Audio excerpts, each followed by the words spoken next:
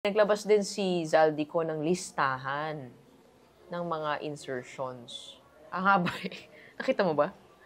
Hindi. Bago, pang-apat na video niya na. 600 ata yung projects na nakalista. Pero yung iba dun, nabito How ni... 57 billion kickback money was delivered to Marcos and Romualdez. Lumalaki Kasi 50 plus. Kasi nung unang sabi niya, 25%, di ba, ng 100 billion. 25 o ano. Hindi. Ngayon, naging 56, Doon naging sa mga 57. litrato, nagtataka ako, nakalagay, delivered to RR. Sino yung RR? Yung mga luggage. Romualdez, RR. MR yun. Ano yan? Oo nga, MR yun. Ano, Martin Romualdez. RR. Yun ang ganun, di ba? Hindi, pero sabi na mismo ng lawyer niya, si Attorney Rui Rondain, alam naman nila na wala pang judicial weight yung testimony ni Zaldico. Not even a testimony yet. It's not even a testimony, it's just a video, social media video. Alam naman nila. Pero yun nga, they're not, surrender is always on the table, but they're not there yet. They don't want to even talk about it yet. Nandun pa siya sa motion to quash the charges kasi may lack of probable cause, according to the attorney. So, yung muna yung inilalaban niya. At saka tataka ako, bakit yung inuna ng ombudsman, yung kaso sa Mindoro? Nauhan. Oo. Kasi sabi daw, baka daw, yun ang mas maraming ebidensya na nag-line up together, mas mabilis siyang Hindi kasi yung ebidensya ron, si Zaldico, Southwest, nag-divest na nga siya ron Pero dapat ang inuna nila, yung Bulacan. Kasi yung sa Bulacan, may mga testimony yung engineers na nag-deliver kay Zaldico. Diba? Tsaka may mga problema doon, may mga senador na kasangkot doon. Oh. Kaya na mas komplikado doon. Oo.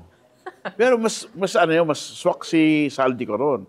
Kasi nagtestigo yung mga driver, yung mga engineer, di ba? Dito kasi, SunWest Corporation lang SunWest lang na affiliation his apparent association or affiliation with the company that he founded. Yes, so na nag-divest na raw siya. Among other things, beneficial so they're there. ownership. Nandun pa raw sila sa quashing those charges because of lack of probable cause. At he insists na dumadaan lang sa kanya yung pera.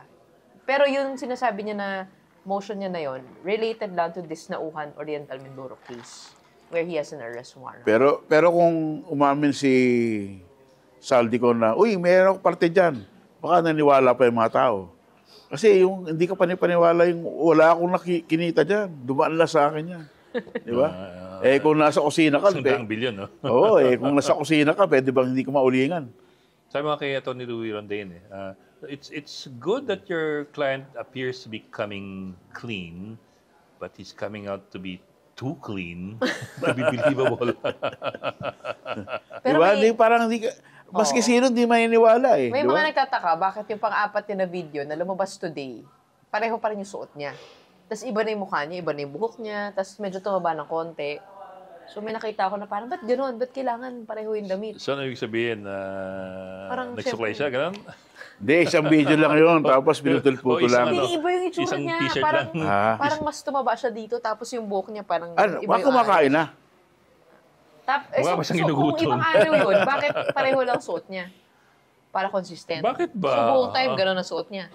Hindi daw AI, sabi ni attorney. Mahirap na siya ngayon. Pero naman siya mag-AI, official Facebook page niya yun Di ba may rumor na AI? I know, but yeah, it's his official Facebook page. What's the point of baka siya naghihirap na kaya isa lang ang wardrobe niya.